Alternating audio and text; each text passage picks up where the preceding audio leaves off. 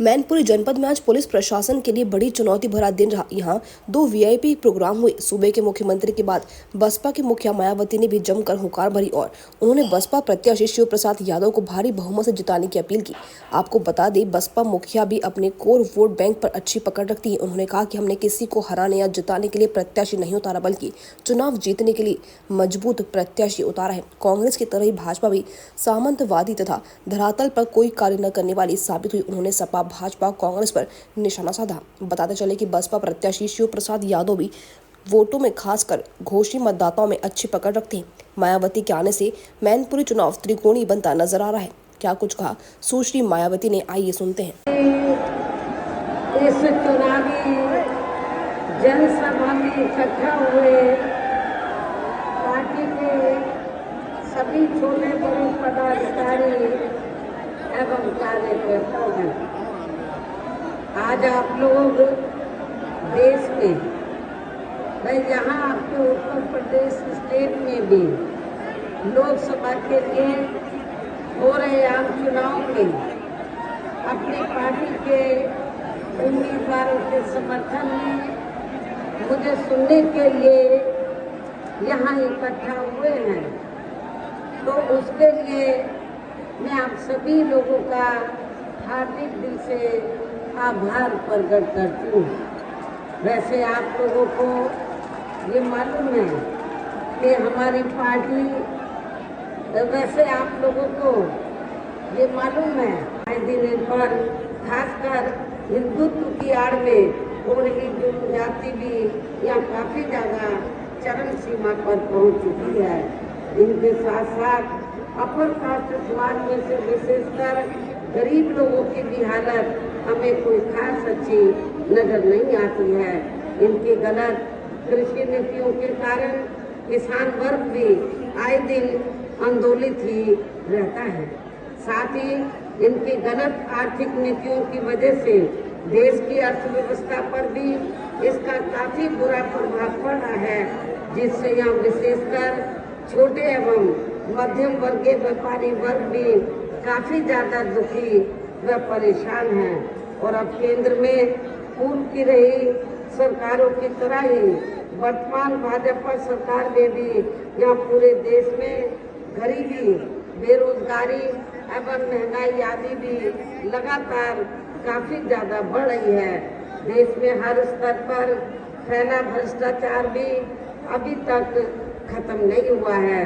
साथ ही अपने देश की सीमाएं भी अभी तक पूरे तौर से सुरक्षित नहीं है।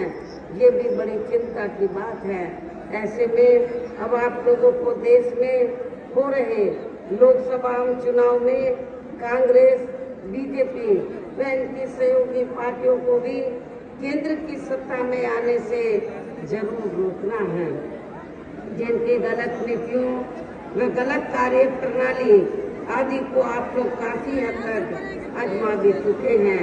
ऐसी स्थिति में अब ये विरोधी पार्टियां इस चुनाव में भी किस्म किस्म के साम, दाम, दंड भेद आदि अनेकों हथकंडे इस्तेमाल करके केंद्र की सत्ता में आने की पूरी कोशिश में लगी हैं, जिनसे अपनी पार्टी के लोगों को हर स्तर पर काफी ज्यादा सावधान रहना है। और इस मामले में विरोधी पार्टियां अपने अपने पक्ष में हवा बनाने के लिए खासकर मीडिया, ओपिनियन पोल व सर्वे आदि का जो बड़े पैमाने पर इस्तेमाल कर रही है, तो उससे भी अपनी पार्टी के लोगों को बिल्कुल भी गुमराह नहीं होना है।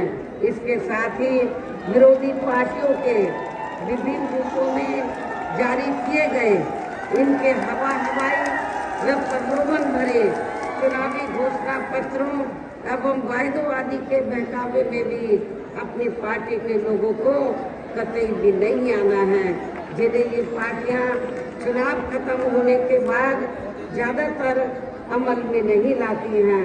और अब जिन पर से देश की जनता का अधिकांश विश्वास ही उठ गया है। यही खास वजह है कि हमारी पार्टी किसी भी चुनाव में अपनी पार्टी का कोई भी चुनावी घोषणा पत्र आदि जारी नहीं करती है।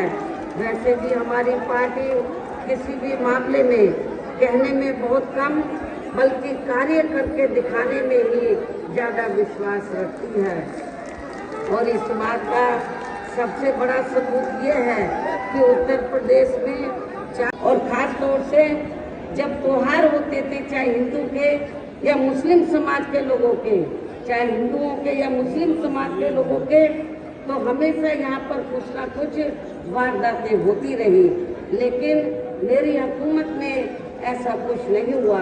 और आपको मालूम है कि जब अयोध्या का फैसला आना था, मामला सुप्रीम कोर्ट में था, जब तक ये राम मंदिर बना नहीं था, लेकिन जब ये फैसला आया था तो उत्तर प्रदेश को छोड़कर मेरी सरकार की तो पूरे देश में स्कूल, कॉलेज, सरकारी दफ्तर सब बंद कर दिए गए थे। लेकिन उत्तर प्रदेश के अंदर सब सरकारी दफ्तर, कॉलेज, कोर्ट कचहरी सब खुले रहे। लेकिन मेरी हुकूमत में उस समय भी कोई ऐसी छोटी सी भी वारदात कोई नहीं हुई। हमने उत्तर प्रदेश के अंदर तो सभी धर्मों को, जातियों के लोगों के मान सम्मान का, उनके जान माल में हिफाजत, उनकी हर प्रकार से हम लोगों ने की, ये आप लोगों को ये मालूम है। और ये सब हमने अपने यूपी की रही सरकार ने काफी कुछ करके दिखाया है। हमारी सरकार में कोई दंगा फिसाद नहीं हुआ, ये भी आप लोगों को ये मालूम है। जो लोग ये कहते थे कि उत्तर प्रदेश में कुछ नहीं होने वाला, जब भी कोई त्योहार होता था तो जरूर कुछ न कुछ वारदात होती थी। और इतना ही नहीं, मेरी हुकूमत में लॉ एंड ऑर्डर आप लोगों ने देखा है, कानून का राज चलता था मेरी हुकूमत। और जिसकी वजह से हमें वर्तमान बीजेपी की सरकार की तरह हमें कोई बुलडोजर चलाने की जरूरत नहीं पड़ी। हमने कानून द्वारा कानून का राज कायम किया।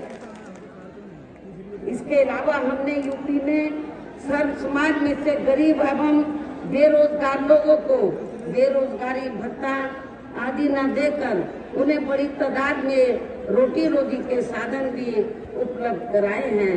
जो अब ये कार्य भी अभी खास ठंडे ही पड़े हैं, जिनको फिर सरकार बनने पर, केंद्र में बीएसपी की सरकार बनने पर फिर प्राथमिकता दी जाएगी। कहने का तात्पर्य ये है कि देश में इस समय हो रहे लोकसभा चुनाव में विरोधी पार्टियों के जारी किए गए उनके हवाई व प्रलोभन भरे चुनावी घोषणा पत्रों आदि के बहकावे में अब यहाँ खासकर देश के अति गरीबों, मजदूरों, बेरोजगारों एवं अन्य मेहनतकश लोगों को बिल्कुल भी नहीं आना है। और अब इन्हें ऐसी सभी विरोधी पार्टियों को हर हालत में केंद्र की सत्ता में आने से जरूर रोकना है, जिनकी कथनी व करनी में काफी अंतर रहा है तथा जिन्हें ये लोग वर्षों से आजमा ले चुके हैं। ऐसे में अब मेरा यही कहना है कि आप लोगों को अपने खुद के व अपने प्रदेश व क्षेत्र के तथा देश के भी हित में अपने वोटों को यहाँ कांग्रेस, बीजेपी व अन्य विरोधी पार्टियों को न देकर केवल अपनी एकमात्र हितैषी पार्टी बहुजन समाज पार्टी को ही देना है। आप लोगों को मालूम है, इतना ही नहीं बल्कि केंद्र में पूर्व की रही कांग्रेसी सरकार की तरह ही वर्तमान भाजपा सरकार ने भी इनकी जातिवादी, हीन, सांप्रदायिक एवं पूंजीवादी सोच व नीतियों के चलते ही पूरे देश में सर्व समाज में से खासकर गरीबों, दलितों, आदिवासियों, पिछड़े वर्गों, मुस्लिम एवं अन्य धार्मिक अल्पसंख्यक समाज के लोगों का भी पूर्ण रूप से विकास व उत्थान आदि नहीं हो सका है। और इस संदर्भ में वैसे आप लोगों को ये मालूम है कि पूरे देश में यहाँ दलितों, आदिवासियों एवं अन्य पिछड़े वर्गों का सरकारी नौकरियों में वर्षों से अधूरा पड़ा आरक्षण का कोटा भी अभी तक पूरा नहीं भरा गया है। विशेषकर SC व ST वर्गों के सरकारी कर्मचारियों का पदोन्नति में आरक्षण भी अब काफी हद तक प्रभावहीन ही बना दिया गया है। और इससे भी ज्यादा दुख की बात यह है कि जब आपके उत्तर प्रदेश में समाजवादी पार्टी की सरकार थी तो इस सरकार ने तो इन वर्गों के कर्मचारियों का पदोन्नति में आरक्षण ही बिल्कुल खत्म कर दिया था। साथ ही केंद्र व राज्यों में भी विरोधी पार्टियों की रही सरकारों में इन सभी वर्गों को प्राइवेट सेक्टर में आरक्षण दिए जाने की व्यवस्था किए बिना ही इनकी सरकारों के ज्यादातर सरकारी कार्य अब प्राइवेट सेक्टर के जरिए ही इनके बड़े बड़े पूंजीपतियों व धन्ना सेठों आदि को ही दिए जाने के कारण अब इनको पूरे देश में आरक्षण का बहुत कम ही लाभ मिल पा रहा है। इसी प्रकार इनका अन्य और मामलों में भी शोषण व उत्पीड़न आदि होना अभी तक भी बंद नहीं हुआ है। इसके साथ साथ मुस्लिम व अन्य धार्मिक अल्पसंख्यक समाज के लोगों की भी हालत हर स्तर पर यह काफी ज्यादा खराब व दयनीय बनी हुई है, जिसका काफी कुछ खुलासा बहुत पहले ही सच्चर कमेटी की रिपोर्ट में भी किया गया है। इतना ही नहीं बल्कि पिछले कुछ वर्षों से केंद्र व अधिकांश राज्यों में भी बीजेपी व आरएसएस की सरकारों के चलते हुए अब इनका विकास एवं उत्थान आदि होना भी काफी हद तक बंद सा हो गया है। बहुत ही सामाजिक है, गरीब और मजलूमों की काफी मदद भी करते हैं जरूरत पड़ने पर। तो हमने मैनपुरी लोकसभा की सीट से श्री शिव प्रसाद यादव को चुनाव के मैदान में उतारा है। इसके साथ ही एटा लोकसभा की सीट से हमने पढ़े लिखे मुस्लिम समाज से ताल्लुक रखने वाले मोहम्मद इरफान एडवोकेट को और फिरोजाबाद लोकसभा की सीट से तो हमने गरीब और मजलूमों के लिए हमेशा मदद करने वाले चौधरी बशीर को हमने चुनाव के मैदान में उतारा है, जो यहाँ आपके सामने मंच पर मौजूद भी हैं। तो जिसके लिए यह पार्टी के सभी स्तर के छोटे बड़े पदाधिकारी एवं कार्यकर्तागण पूरे जी जान से लगे हैं, जिनको कामयाब बनाने के लिए, जिताने के लिए यहाँ अपनी पार्टी के सभी स्तर के छोटे बड़े पदाधिकारी एवं कार्यकर्तागण पूरे जी जान से लगे हैं। और अब अंत में मेरा यही कहना है कि आप लोगों को वोट पड़ने वाले दिन यहाँ बीएसपी के अपने इन सभी लोकसभा उम्मीदवारों को अपनी पार्टी का जो हाथी चुनाव चिन्ह है, हाथी चुनाव चिन्ह के सामने वाले बटन को दबाकर आप लोगों को इन तीनों प्रत्याशियों को जरूर कामयाब बनाना है। इनको जरूर आपको पार्लियामेंट में जिताकर भेजना है। इस खास अपील के साथ ही अब मैं अपनी बात यही समाप्त करती हूँ। जय भीम, जय भारत। चुनाव में अपनी पार्टी के बिना कोई जारी किए गए चुनावी घोषणा पत्र के ही प्रदेश व आम जनहित में काफी कुछ ऐतिहासिक कार्य करके दिखाए हैं, जिनके अब देश में अधिकांश पार्टियों की सरकारें काफी नकल भी कर रही हैं। जबकि इस मामले में हमारी पार्टी का ये कहना है कि यदि इन पार्टियों के स्थान पर केंद्र में हमें अपनी पार्टी की सरकार बनाने का मौका मिलता है तो तब फिर हमारी पार्टी की बनी सरकार केंद्र में जहां अब तक रही सभी विरोधी पार्टियों की सरकारों की तरह केवल हवाई व कागजी कार्य आदि नहीं करेगी, बल्कि उत्तर प्रदेश की तरह ही जमीनी हकीकत में ठोस कार्य करके दिखाएगी। और इस संदर्भ में खासकर मैं ये कहना चाहूंगी, केंद्र द्वारा देश में पिछले कुछ समय से अति गरीब परिवारों को अस्थायी तौर पर फ्री में जो थोड़ी सी खाद्य सामग्री दी जा रही है, तो उससे इनका स्थायी तौर पर भला होने वाला नहीं है। और वैसे भी इनकी ये जटिल समस्या देश में हर हाथ को काम देने से ही केवल दूर हो सकती है, जिसकी तरफ हमारी पार्टी की बनी सरकार विशेष ध्यान देगी। साथ ही देश में पिछले काफी वर्षों से आए दिन बढ़ रही गरीबी, बेरोजगारी व महंगाई आदि से भी जनता बहुत ज्यादा दुखी व परेशान है, जिसे भी आर्थिक नीतियों में तब्दीली करके जरूर दूर किया जाएगा। साथ ही हिंदुत्व की आड़ में, धर्म की आड़ में व हिंदुत्व की आड़ में पिछले कुछ वर्षों से खासकर मुस्लिम समाज के लोगों का द्वेष की भावना से जो इनका काफी ज्यादा शोषण व उत्पीड़न आदि किया जा रहा है, तो उसे भी जरूर रोका जाएगा। और ये सब हमने अपनी यूपी की रही सरकार में करके भी दिखाया है।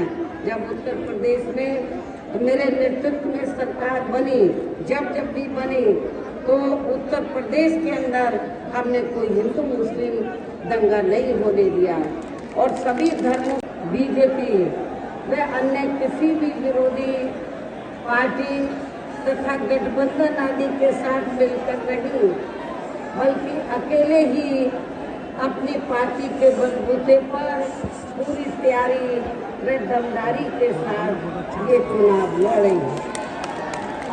इसके साथ हमने टिकट बंटवारे के मामले में भी सर्व समाज के लोगों को उचित भागीदारी दी, जिनको कामयाब बनाने के लिए अपनी पार्टी के लोग पूरे जी जान से लगे।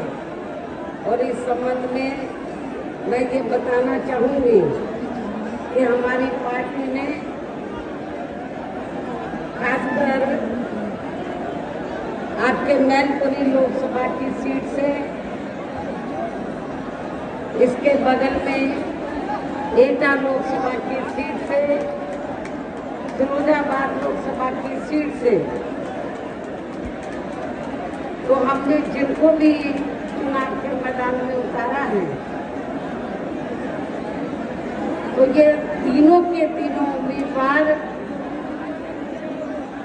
अपने अपने क्षेत्रों में, और जहाँ मैनपुरी लोकसभा के लिए उम्मीदवार जो यहाँ से चुनाव लड़ रहे हैं, तो ये किसी को जिताने व हराने के लिए नहीं, बल्कि खुद रिकॉर्ड तोड़ वोटों के अंतर से चुनाव जीतने के लिए या चुनाव के मैदान में उतरे।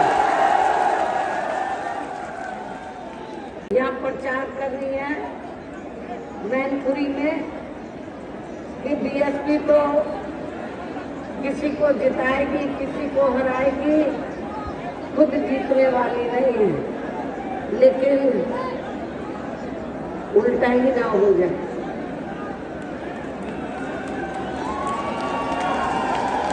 दो पार्टियां ऐसा कह रही हैं बीएसपी के बारे में, कई वही दोनों पार्टियां दूसरे और तीसरे नंबर पे ना चली जाए। हालांकि आज यहाँ की इकट्ठा हुई अपार भीड़ व भीड़ के भी जबरदस्त जोश को भी देखकर अब मुझे भी ये काफी हद तक भरोसा हो गया है कि पिछली बार की तरह इस बार भी आप लोग अपने प्रदेश से या लोकसभा चुनाव में अपनी पार्टी का बेहतर रिजल्ट जरूर लाएंगे। और इसके लिए अब मैं आप लोगों का ध्यान को जरूरी बातों की तरफ दिलाना चाहती हूँ। और इस संबंध में विशेषकर मैं कांग्रेस, बीजेपी व इनके अन्य सहयोगी, इनके अन्य सभी सहयोगी दलों के बारे में ये कहना चाहूँगी कि आज़ादी के बाद शुरू में केंद्र व देश के काफी राज्यों में भी ज़्यादातर सत्ता यहाँ कांग्रेस पार्टी के ही हाथों में केंद्रित रही, किंतु इनकी अधिकांश मामलों में रही गलत नीतियों एवं गलत कार्य प्रणाली आदि की वजह से ही फिर इस पार्टी को केंद्र में काफी राज्यों की भी सत्ता से बाहर होना पड़ा है तथा यही स्थिति इनकी सहयोगी पार्टियों की भी बनी रही है, जिसके कारण ही फिर पिछले कई वर्षों से बीजेपी व इनके सहयोगी दल केंद्र एवं काफी राज्यों की भी सत्ता में काबिज हो गए, लेकिन इनकी भी ज्यादातर रही, यानी कि भारतीय जनता पार्टी की भी ज्यादातर रही जातिवादी, पूंजीवादी, संकीर्ण, सांप्रदायिक व द्वेषपूर्ण नीतियों एवं कार्य प्रणाली आदि से तथा इनकी कथनी व करनी में भी काफी अंतर होने की वजह से अब ऐसा लगता है इस बार ये पार्टी भी, यानी कि भारतीय जनता पार्टी भी केंद्र की सत्ता में आसानी से वापस आने वाली नहीं। बहुत ही सामाजिक है, गरीब और मजलूमों की काफी मदद भी करते हैं जरूरत पड़ने पर। तो हमने मैनपुरी लोकसभा की सीट से श्री शिव प्रसाद यादव को चुनाव के मैदान में उतारा है। इसके साथ ही एक लोकसभा की सीट से हमने पढ़े लिखे मुस्लिम समाज से ताल्लुक रखने वाले मोहम्मद इरफान एडवोकेट को और फिरोजाबाद लोकसभा की सीट से तो हमने गरीब और मजलूमों के लिए हमेशा मदद करने वाले चौधरी बशीर को हमने चुनाव के मैदान में उतारा है, जो यहाँ आपके सामने मंच पर मौजूद भी हैं। तो जिसके लिए यह पार्टी के सभी स्तर के छोटे बड़े पदाधिकारी एवं कार्यकर्तागण पूरे जी जान से लगे हैं, जिनको कामयाब बनाने के लिए, जिताने के लिए यहाँ अपनी पार्टी के सभी स्तर के छोटे बड़े पदाधिकारी एवं कार्यकर्तागण पूरे जी जान से लगे हैं। और अब अंत में मेरा यही कहना है कि आप लोगों को वोट पड़ने वाले दिन यहाँ बीएसपी के अपने इन सभी लोकसभा उम्मीदवारों को अपनी पार्टी का जो हाथी चुनाव चिन्ह है, हाथी चुनाव चिन्ह के सामने वाले बटन को दबाकर आप लोगों को इन तीनों प्रत्याशियों को जरूर कामयाब बनाना है। इनको जरूर आपको पार्लियामेंट में जिताकर भेजना है। इस खास अपील के साथ ही अब मैं अपनी बात यही समाप्त करती हूँ। जय भीम, जय भारत।